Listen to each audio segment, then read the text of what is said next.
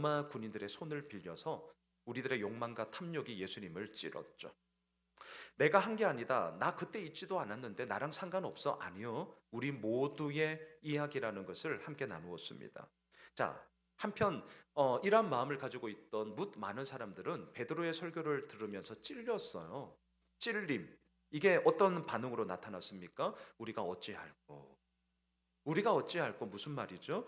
우리 힘으로는 할 수 없다는 거잖아요. 우리가 어찌할꼬 무슨 말입니까? 지금 이대로는 안 된다라는 거죠. 고로 우리가 어찌할꼬 이것은 새로운 변화를 이루는 전환점이 되었습니다. 자, 오순절 성령님이 임했어요. 오순절이 첫 열매를 추수하는 날이듯 이제 오순절의 성령님은 본격적인 영적 추수를 시작합니다. 오늘 본문 41절을 한번 보세요. 그 말을 받은 사람들은 세례를 받음에 이날의 신도의 수가 3천이나 더하더라. 예루살렘 교회는 한 120여 명이 모이는 교회였습니다. 우리 정도 되는 거죠. 그런데 예루살렘 교회에 한꺼번에 새 가족이 3천 명이 등록합니다. 자, 3천 명. 자, 상상해 봅시다. 아, 3천 명이 등록했어요. 아, 부러워라. 부러우면 지는 건데. 부러워요, 부러워. 그런데 부럽지 않았어요. 자, 이게 무슨 궤변이냐? 진짜 부러웠어요. 상상해 봤거든요. 근데 부럽지 않았어요. 자, 왜 부러웠느냐? 당연히 성도의 숫자가 늘어나는 거 부럽죠. 예, 점점 성장해 가는 게 가시적으로 보인다는 거 진짜 중요하거든요. 저희 교회도 뭐 이렇게 차근차근 이렇게 지금 잘하고 있는데 한번 이렇게 보셔요. 새 가족들이 또 특별히 요즘 이제 2부 예배는 이제 연초를 시작하면서 이제 교회를 좀 찾는 분들이 우리 교회도 뭐 방문하고 뭐 그 다음 주 안 오고 뭐 그런 건데요. 하여튼 좀 새로운 분들이 이렇게 보이신단 말이죠. 그러면 교회에 뭔가 좀 숨을 쉬게 되는 어쩔 수 없더라고요. 아하, 그래도 이 교회에 누군가가 새롭게 온다는 것은 우리 모두에게 뭔가 좀 할 수 있다라는 확실한 동기부여가 됩니다. 어쩔 수가 없어요. 됩니다. 자, 그런 측면에서 3천 명이 왔다? 이건 분명 부러운 일이 맞습니다. 근데 한편으로는 부럽지 않았어요. 자, 왜 부럽지 않았느냐? 생각해 보셔요. 감당 못할 인원이 한꺼번에 들어오면 어떻게 되는 줄 아세요? 그동안 나름대로 추구하는 방향이나 가치나 정신이 어느 교회든 다 있지 않겠습니까? 그런데 그렇게 하나하나 견실하게 세워져 가는 과정 속에 소화할 수 있을 만큼 이게 제일 건강한 건데요. 한꺼번에 확 몰려들면 자칫하면 소위 쪽수로 인하여서 그동안에 쌓아왔던 그런 가치나 추구하고자 하는 방향 속에 이런저런 이야기가 섞이면서 엉뚱한 방향으로 갈 수 있는 여지가 농후합니다. 부러웠어요. 그런데 부럽지 않았어요. 여러분, 예루살렘 교회도 예외가 아니더라고요. 순식간에 새 가족들이 확 올라 보니까 문제가 발생했습니다. 앞에 자막을 한번 보셔요. 사도행전 6장 1절입니다. 그때의 제자가 더 많아졌는데 헬라파 유대인들이 자기의 가부들이 매일의 구제에 빠짐으로 히브리파 사람을 원망하니, 이렇게 된 이유가 뭐죠? 헬라파 사람들이 싫어서가 아니었습니다. 이렇게 된 이유는요, 갑자기 많은 성도들이 등록하다 보니까 이 교회가 소화를 못한 거죠. 소위 행정적인 뒷받침이, 교적 프로그램이 없어가지고 그래서 파악을 못한 거예요. 일일이 수기하다 보니까. 그걸 어떻게 다 압니까? 교적 프로그램을 우리는 씁니다. 네. 교적 프로그램이 없다 보니까 이제 뭐 뻥뻥뻥 빵꾸가 난 거죠. 그래서 어떻게 하죠? 계속 자막을 한번 보시죠. 이렇게 합니다. 형제들아, 너희 가운데서 성령과 지혜가 충만하여 칭찬받는 사람 일곱을 택하라. 우리가 이 일을 그들에게 맡기고 우리는 오로지 기도하는 일과 말씀 사역에 힘쓰리라 하니, 이처럼 성장통을 겪으면서 예루살렘 교회는 하나둘 체계를 이제 잡아가는 것이죠. 자, 여러분, 예루살렘 교회는 이처럼 대형 교회였습니다. 메가 처치였어요. 여러분, 질문해 보고 싶어요. 대형 교회 메가 처치, 이런 말을 딱 들었을 때 지금 여러분들이 딱 느끼는 느낌이 어떤 거예요? 솔직하게. 대형 교회 메가 처치. 어떤 느낌이 드시죠? 저는요, 대형 메가 이런 말에 대해서 소위 양가 감정을 저는 가집니다. 저는 양가 감정이 다 있어요. 메가를 좋아합니다. 저 참 좋아해요. 그래서 장을 볼 때 뭐 아내랑 이제 데이트 삼아 뭐 이렇게 도와줄 겸 했던 장 이렇게 보는 거 좋아하는데요. 어디 가셔요? 예. 예, 거기 가죠. 코스트코도 가고 옆에 있는 홈플러스도 가고 우리 건너편 동네에 있는 이마트도 가고 하나로마트도 가고 대형 마트를 가죠. 왜요? 우선 주차가 편해요. 왜요? 할인도 해요. 왜요? 돈이 없어서 그렇지 돈만 있으면 웬만한 거 다 사요. 모든 게 다 구비되어져 있기 때문에 그렇죠. 하지만 대형마트가 생기면 어떻죠? 그와 비례해서 소위 골목 상권 그리고 전통시장은 어쩔 수 없이 좀 피해를 볼 수밖에 없습니다. 말은 상생을 얘기해요. 말은 뭔가 윈윈을 얘기해요. 하지만 어때죠? 어때요? 소비자 입장에서는 아무래도 주차 편하고 할인이 계속 상중에 있고 그거 하면 웬만한 거 다 한 번에 또 카트기 밀면서 편하잖아요. 그런 곳으로 쏠리기 때문에 어쩔 수 없는 골목 상권과 전통 시장에 대한 피해들이 있다라는 걸 우리가 이제 안단 말이죠. 자, 알고 있어요. 그러면 우리는 이제 어떻게 해야 되죠? 좀 그런 어려움이 이제 없어야 되니까 오늘은 내가 골목 상권에 가서 그래도 좀 사줘야지 생각은 하지만 차를 몰고 어디로 가죠? 예, 거기를 가죠. 네, 코스트코를 가고. 자, 이런단 말이에요. 여러분, 저는 교회도 마찬가지라고 생각을 합니다. 대형 교회 어때요? 이미 다 갖추어져 있습니다. 게다가 누가 누군지 모르는 익명성이 보장되기 때문에 부담이 없어요. 아주 편합니다. 또한 자녀들의 연령별로 신앙 교육이 이루어지다 보니까 부모의 마음이 놓입니다. 예, 분명 그런 장점이 있습니다. 하지만 대형 교회로 쏠리는 성도들의 소위 편향성으로 인하여서 한 그루의 큰 나무들은 우리 한국 교회에 많습니다. 큰 나무들은 많아요. 하지만 알고 계시죠? 이미 우리 한국교회 상황 가운데서도 여러 교회가 복음의 생태계, 제가 왕왕 이런 말을 하잖아요. 복음의 숲을 이루는 숲의 황무함은 이미 한국교회에 이루어지고 있습니다. 큰 나무는 여러 그루가 있을지 모르겠지만 여러 교회가 합해서 생태계를 이루는 숲은 이미 황폐해지고 있습니다. 제가 작년에 충격적인 소식을 들었어요. 제가 졸업한 우리 교단 총신신대원, 이제 저는 20년 전이죠. 벌써 졸업한 제가. 그때만 해도 경쟁률이 뭐 3.5대 1, 뭐 4대 1, 막 재수, 삼수, 학원까지 있었거든요. 입시 학원도 있었어요. 근데 작년에 충격적인 소식. 처음으로 MDB 가정이 미달이었어요. 미달. 저희 교단이 그래도 양대 산맥이잖아요. 미달이었어요. 물론 학교 기사를 보니까 미달이라고 뭐 무조건 다 뽑나 그러지는 않을 거다. 어느 정도 그래도 자격이 되어야 뽑지 그렇게 하진 않을 거다라고 말은 하지만 학교 운영이 대부분의 학교가 어떻게 됩니까? 학생들의 등록금이 상당 비중을 차지하고 있기 때문에 이건 현실적인 이야기이기 때문에 과연 이게 이제 얼마나 버틸 수 있을까? 얼마나 지킬 수 있을까? 올해만이 아닐 거예요. 내년에는 더 줄어들 거예요. 뭐 그런 생각을 했단 말이죠. 자, 점점 목사가 되고자 하는 사람은 이미 줄어들었습니다. 그리고 점점 목사들 역시 교회 개척하지 않습니다. 교회 개척 거의 안 해요. 설령 교회를 개척했다 할지라도 교회 개척 성공률이 몇 프로인 줄 아세요? 더 줄었어요. 1%입니다. 1%. 100개 중에 하나예요. 여기서 말하는 성공률은요, 자립을 얘기합니다. 뭐 교회로서의 뭐 어떤 외부 사역 막 이런 걸 아니라 그냥 먹고 사는 거. 그 교회가 그냥 자립하는 게 1%예요. 자, 현실의 높디 높은 벽 앞에 목사들은 무력감을 느끼고 그만두기가 이제 일수란 말이죠. 저는 대형 교회 옹호론자는 아닙니다. 저는 아니에요. 하지만 그렇다 하여서 교회가 큰가 작은가 단지 외적인 규모만을 가지고 크면 잘못되었다, 작으면 잘하고 있다. 저는 이렇게 유치한 논리를 갖고 있는 목사도 아닙니다. 교회가 커도 교회의 역할을 온전히 감당하는 교회들 많습니다. 건강한 교회들 많아요.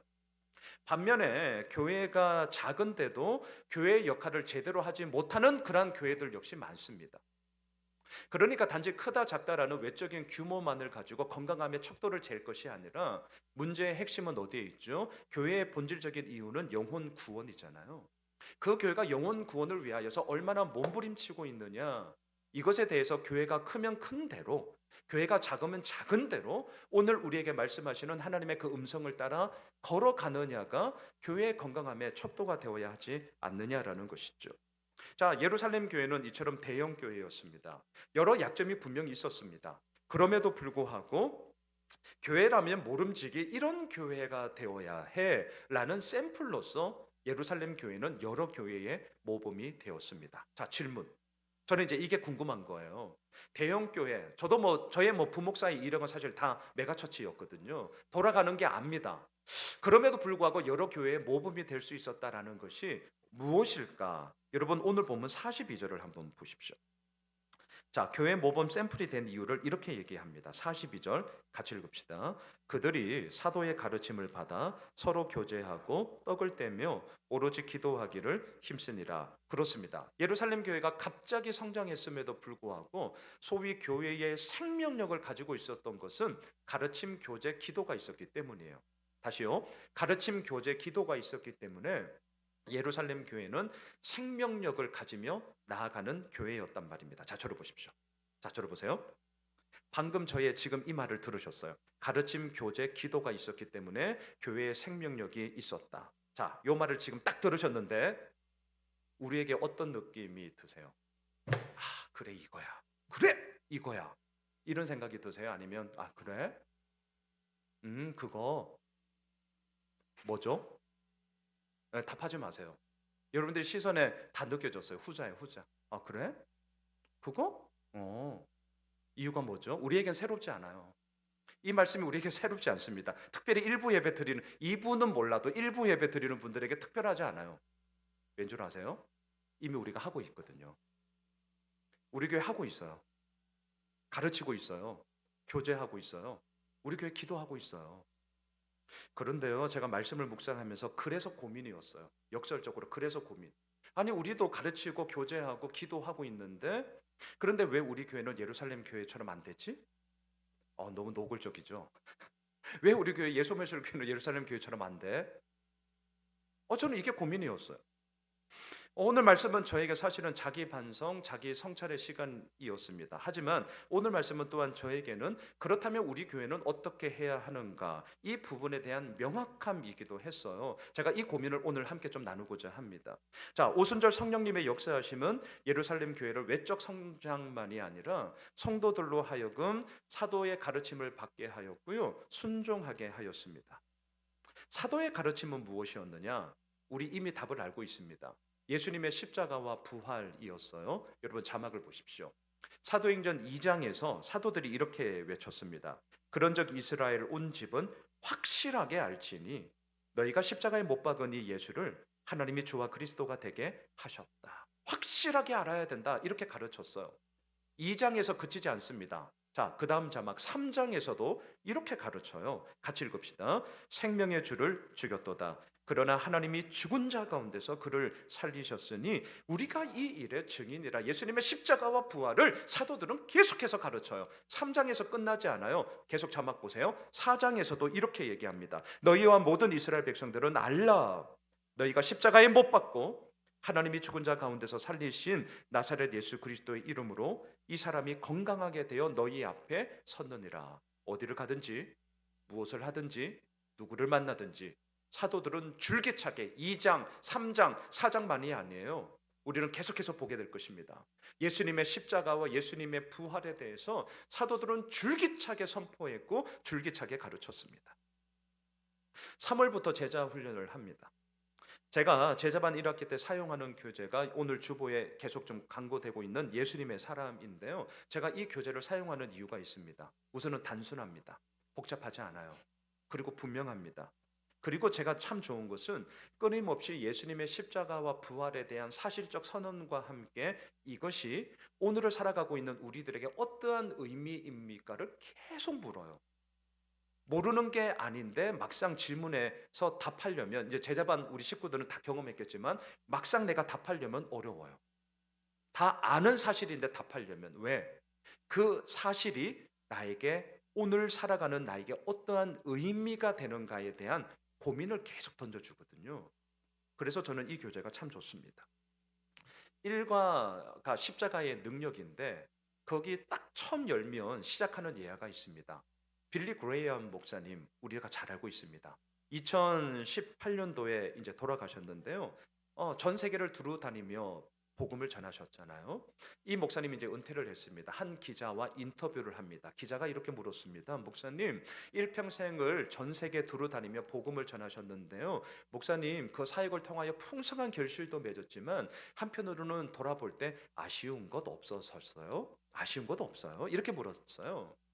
그러자 이 목사님이 그 기자에 대해서 이렇게 대답을 했다는 거죠. 아쉬운 부분이 있습니다.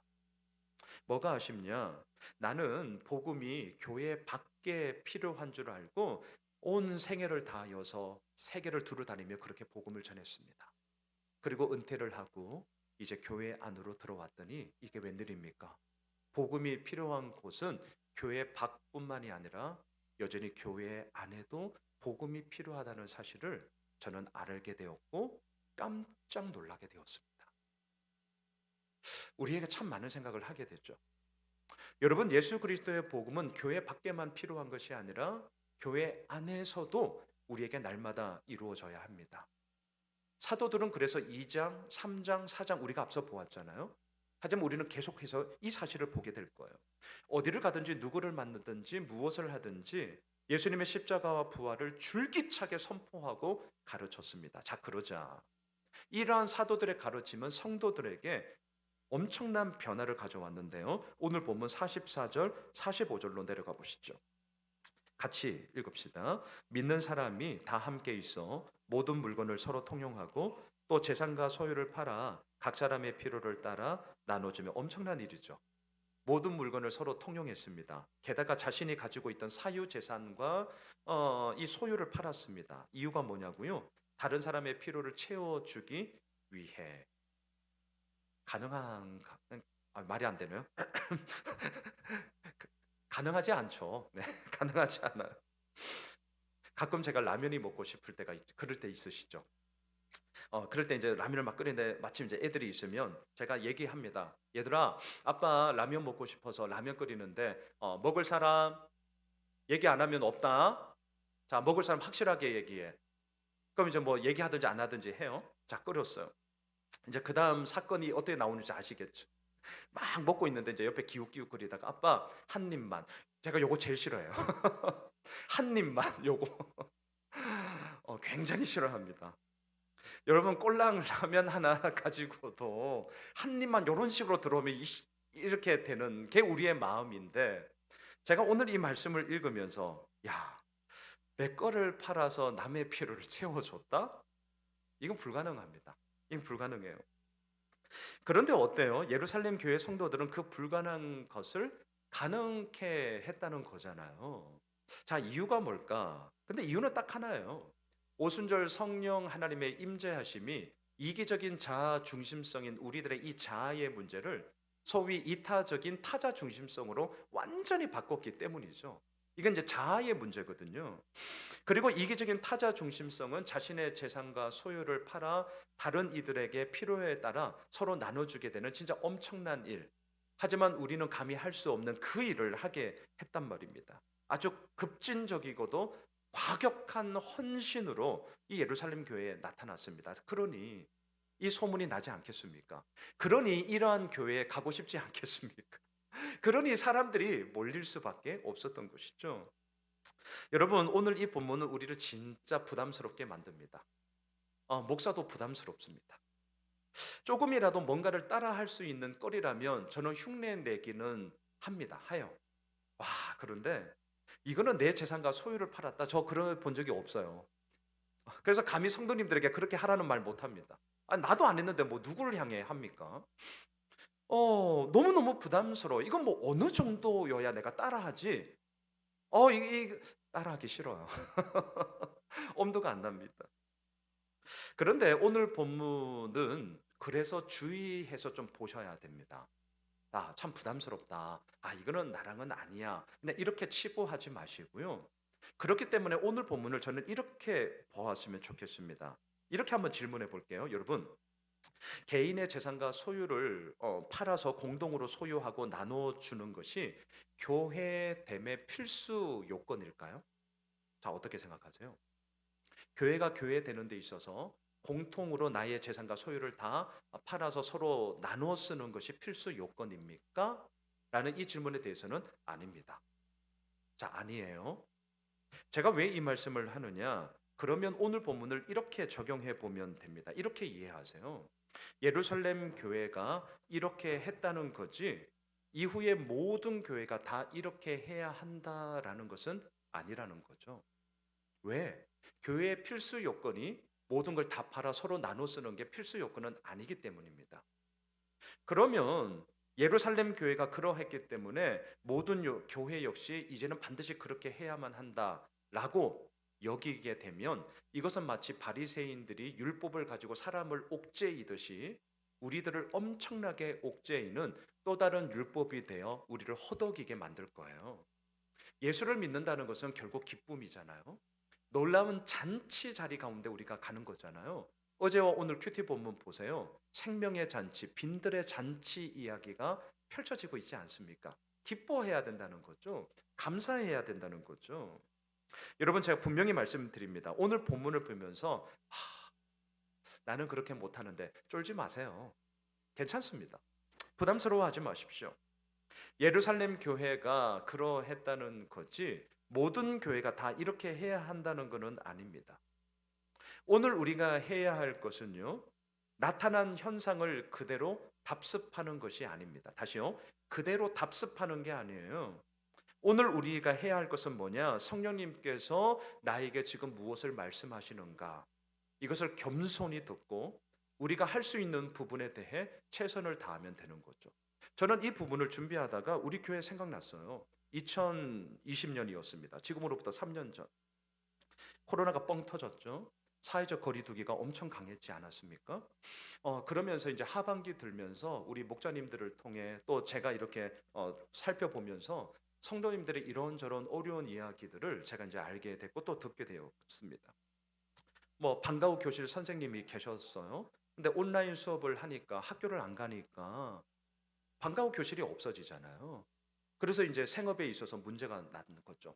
어떤 집사님은 해외 진출을 위해서 그동안 계속 준비를 하고 있었어요. 사업을 하시는 분인데, 그런데 코로나 때문에 뭐 오고 가지도 못하는 상황이 돼버리니까 모든 게 다 올 수도 되어져 버리는 그런 분도 계셨습니다. 우리 교회가 아둘람 공동체를 꿈꾸며 저는 그렇게 앞으로도 달려갈 것입니다. 서로를 격려하고 지지하고 응원하고 또 힘들고 어려운 가운데서도 다시금 소망을 가지고 일어서게 하는 그런 회복의 공동체가 되기를 원하는데, 그러면 이런 상황에서 우리 교회는 뭘 할 수 있을까?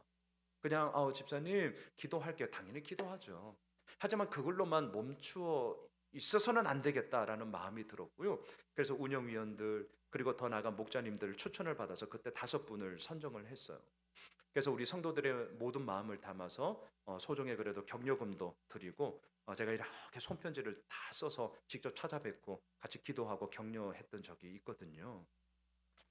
이뿐만이 아닙니다. 집에 도배도 해드린 성도님도 계시고 자녀들 등록금도 우리가 지원했던 것도 있고, 지금도 정기적으로 반찬 봉사하면서 그렇게 도움의 손길을 우리 교회가 그렇게 펼쳐가고 있습니다. 자, 중요한 것은 뭐냐? 우리가 해야 할 일은 나타난 현상을 있는 그대로 답습하는 것이 아닙니다. 야, 다른 교회 이렇게 하니까 잘 됐대. 그러니까 우리도 그렇게 하면 좋겠어. 물론 중요한 아이디어는 될 수 있겠지만 그대로 따라한다 해서 뭐가 이루어지는 것은 아닙니다. 중요한 것은 뭐죠? 오늘 성령님께서 나에게, 오늘 성령님께서 예수 호메실 교회 가운데 이루시고자 하는 것이 무엇일까에 대해서 겸손히 듣고 우리가 할 수 있는 부분에 대해서 최선을 다하며 나아가는 것이죠. 오늘 1월 재정보고를 이렇게 보시면 선교 구제 우리 비중이 제법 높습니다. 제법 높아요. 더 힘을 다해서 우리가 하려고 합니다. 또한 우리 자녀들에 대해서도 더 많은 것들을 이루며 나아가려고 해요. 여러분, 이 일에 함께 기도해 주십시오. 자, 이처럼 예루살렘 교회는 사도의 가르침에 순종했습니다. 서로가 함께하는 교제, 코이노니아가 이루어졌어요. 그러자 두 가지의 반응이 나타납니다. 교회 안의 반응과 교회 밖의 반응이 나타나는데요. 오늘 보면 46절을 보십시오. 교회 안에 이런 반응이 나타나더라고요. 날마다 마음을 같이하여 성전에 모이기를 힘쓰고 집에서 떡을 떼며 기쁨과 순전한 마음으로 음식을 먹고. 자, 교회 안에서는 기쁨 그리고 순전한 마음이 경건이라는 의미입니다. 경건함이 넘쳐나기 시작했습니다. 교회 밖의 반응을 한번 보세요. 47절을 함께 읽읍시다. 시작. 하나님을 찬미하며 또 온 백성에게 칭송을 받으니 주께서 구원받는 사람을 날마다 더하게 하시니라. 교회 밖에서는요, 하나님을 찬양하고 하나님을 칭송함이 이루어지며 구원받는 주의 자의 수가 이제 날마다 더해지는 놀라운 역사가 이루어졌습니다. 말씀을 정리하겠습니다. 예루살렘 교회가 세워졌습니다. 하나님의 구원을 받는 자들이 날마다 더해지는 것으로 오늘 본문이 맞춰지고 있습니다. 하나님은 왜 이런 교회를 세우셨습니까? 예수님의 십자가와 부활을 선포하기 위해서죠. 하나님은 왜 교회를 세우셨습니까? 예수 그리스도만이 세상의 유일한 답임을 증거하기 위해서죠. 하나님은 왜 교회를 세우셨습니까? 그의 인생이 어떠하든지 간에 예수 그리스도를 나의 구원자, 나의 주인으로 모실 때 얼마나 다른 삶이 되고 얼마나 다른 세상을 꿈꿀 수 있는가, 이것을 오늘을 살아가는 이 땅의 사람들에게 확증하기 위해서입니다. 예수 호미술 교회가 세워졌습니다. 그리고 6년차 사역을 우리가 시작하고 있습니다. 저는 지난 5년의 시간을 돌아볼 때 우리 교회는 어떠했을까? 오늘 말씀을 준비하면서 그런 생각 많이 해보았습니다. 저는요, 교회를 향한 저의 꿈이 있습니다. 꿈. 교회를 낳는 교회가 될 것이고 더불어 살아가는 교회가 될 것이고 우리 자녀들을 위해서는 정말 온 힘을 다해 쏟아내는 교회가 될 것이고 그리고 투명하고 공정하게 운영하는 교회, 그게 저의 꿈이에요. 교회가 왜 자기의 몸을 내어주신 예수님의 몸인가? 제가 이제 2월 말에 교회론 때도 얘기하겠지만 저의 교회론은 복잡하지 않습니다. 막 유창한 말 저는 싫어합니다. 저의 교회론은 딱 하나예요. 교회는 예수님의 몸이다. 예수님의 몸은 십자가에서 깨뜨려졌다.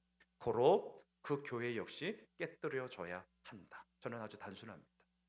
저는 왜 교회가 예수님의 몸인가에 대한 그 사실을 저는 이 땅 가운데 알릴 것입니다. 환난 당한 자, 빚진 자, 마음이 원통한 자들이 기대어 쉴 수 있는 그런 아둘람 공동체, 더불어 살아가는 공동체가 될 것입니다. 다음 세대를 향해 온 맘 다해, 온 힘 다해 진짜 할 수 있는 거 다 쏟아붓고 싶습니다. 그리고 주님의 음성이 나의 욕망과 섞이는 것이 아니라 우리 모든 성도님들이 함께 소통하고 함께 걸어가는 교회로 저는 계속해서 갈 것입니다. 그리고 이러한 꿈이 단지 저의 꿈, 빛바랜 망상이 아니라 오늘의 현실 가운데 이루어지는 실상이 되고자 오늘 일대 임직자 투표를 우리가 하게 되는 것이죠. 여러분 마음을 모아 주십시오. 그리고 계속해서 기도해 주십시오. 명분이 되는 직분이 아니라 섬김이 되는 직분이 될 것입니다. 나의 오름은 빼고 하나님의 오름을 더하는 그러한 직분자로 세워질 것입니다. 사랑하는 예수 오미실 가족 여러분, 예루살렘 교회는 서로 나누었어요. 서로에게 주었습니다. 그랬더니 어떻게 됐느냐? 오늘 보면 마지막 47절, 날마다 주께서 구원받는 사람을 더해 주셨습니다. 나눔이 날마다 더해지는 덧셈이 되었단 말이죠. 산술적으로 충돌돼요. 나누기는 나누기고 더하기는 더하기죠. 빼기는 빼기고 더하기는 더하기일 뿐입니다. 하지만 아십니까? 주께서 그러한 나눔의 이야기 속에 오히려 더해지는 놀라운 주의 은혜를 이 교회 가운데 베풀어 주셨습니다. 여러분 우리 이 길 한번 걸어가 보십시다. 나눔이 덧셈이 되고 또한 그 덧셈은 또 다른 나눔이 될 것입니다. 주께서 날마다 더하게 하시니라. 바라기는 오늘 말씀의 제목 더하니라. 이번 한 주간 우리의 삶을 통하여 더 나아가 우리 교회를 통하여 나눔이 어떠한 또 다른 덧셈이 되는지를 우리가 경험하게 되고요. 누리게 되어지고 그러한 증거를 이 땅 가운데 확증하는 우리 교회가 우리 모두가 되시길 주님의 이름으로 축원합니다.